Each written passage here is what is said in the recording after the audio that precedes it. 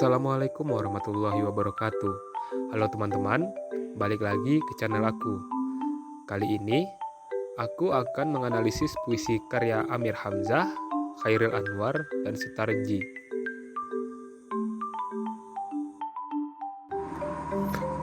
Baiklah teman-teman, apresiasi kali ini ditujukan untuk membuktikan teori dari Herman J. Waluyo yang berpendapat bahwa puisi terdiri atas dua unsur, yakni unsur keindahan dan unsur manfaat.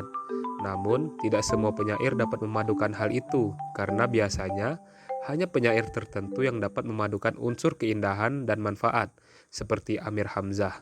Berbeda dengan puisi Chairil yang hanya terdapat satu unsur, yakni unsur manfaat.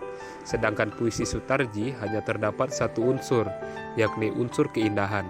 Maka dari itu, kita akan mengambil dua puisi yang sama-sama, yakni tema tentang ketuhanan dari ketiga penyair tersebut untuk kita analisis dan membuktikan apakah benar teori yang disampaikan oleh Herman J. Waluyo itu. Baiklah, langsung saja pada pembahasan yang pertama, yaitu puisi Amir Hamzah yang berjudul Hanyut Aku. Dari segi keindahan terdapat rima berupa rima terus dan rima patah, yakni AAAB dan ABAB. Yang digunakan oleh Amir Hamzah ialah rima yang bebas dan tidak terpaku pada aturan, sehingga rima akhir tidak lagi mendapat perhatian khusus. Lalu, dari segi keindahan terdapat gaya bahasa berupa majas, yakni majas metafora. Majas metafora yang pengarang gunakan sangat hidup sehingga sulit diartikan apakah menuju pada Tuhan ataukah pada manusia. Hal itu terlihat dari kata kekasihku. Meskipun kata-kata di atas sederhana tetapi mengandung kata puitis yang sangat menggugah hati pembaca. Lalu, dari segi keindahan juga terdapat diksi berupa pilihan kata-kata dalam puisi ini. Sangat sederhana tetapi memiliki makna yang dalam. Kemudian kata-kata yang dipilih memiliki makna lebih dari satu, seperti kata kekasihku. Makna dari kata itu bukan hanya kekasih si pengarang yang ada di dunia, melainkan kekasih dalam artian Tuhan. Lalu, di dalam puisi ini juga terdapat unsur manfaat berupa amanat tersirat, yakni sebagai manusia haruslah selalu mengingat Tuhan, walaupun keadaan kita, lalu jangan menyerah jika harus bangkit dan selalu meminta pertolongan pada Tuhan. Dan yang terakhir, dalam menjalani hidup, memang banyak sekali masalah yang membuat manusia menderita, tinggal bagaimana kita yang menyikapinya. Nah, jadi kesimpulan untuk puisi Amir Hamzah berdasarkan pendapat Herman J. Waluyo menurut saya benar adanya. Karena puisi Amir Hamzah ini memiliki kedua unsur, yakni unsur keindahan dan unsur manfaat. Selanjutnya, kita akan menganalisis puisi Chairil Anwar yang berjudul Doa. Dari segi keindahan, terdapat rima berupa pola rima yang bebas. Lalu dari segi keindahan juga terdapat majas, yakni dalam kalimat aku mengembara di negeri asing. Kalimat tersebut merupakan majas metafora dan hiperbola. Dikatakan sebagai metafora karena membandingkan keseriusannya dan khusyuk airnya dalam berdoa dengan pengembaraan ke negeri asing. Sedangkan alasan dikatakan sebagai majas hiperbola karena memerlukan sesuatu secara berlebihan. Dalam hal ini, hiperbola menyatakan kedekatannya antara penyair dengan Tuhan, rela mengembara ke sebuah negeri asing yang sangat jauh demi mendekatkan diri pada Tuhannya. Di sini keseriusan dalam berdoa diibaratkan mengembara ke negeri asing. Dimanapun berada tetap ingat dan patuh dengan menyebut nama Tuhannya, karena kita hidup hanyalah sebagai sebuah pengembaraan. Lalu terdapat majas hiperbola lain, yakni aku hilang bentuk dan remuk. Lalu dari segi keindahan juga terdapat diksi berupa pada kata penuh seluruh, mempunyai makna bahwa Tuhan ada dan berada di mana-mana. Lalu diksi pada kalimat kerlip lilin di kelam sunyi pada kutipan tersebut kata lilin berarti penerangan, dan dalam kehidupan kita bisa diartikan sebagai petunjuk. Lalu diksi hilang bentuk mempunyai makna bahwa penulis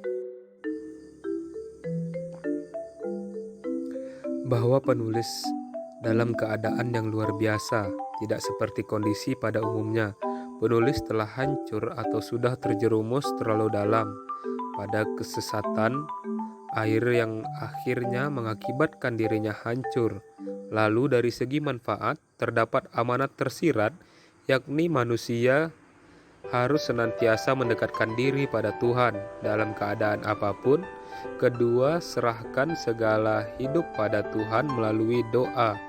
Ketiga, hidup hanyalah suatu pengembaraan. Pada akhirnya manusia juga akan kembali kepada Sang Pencipta.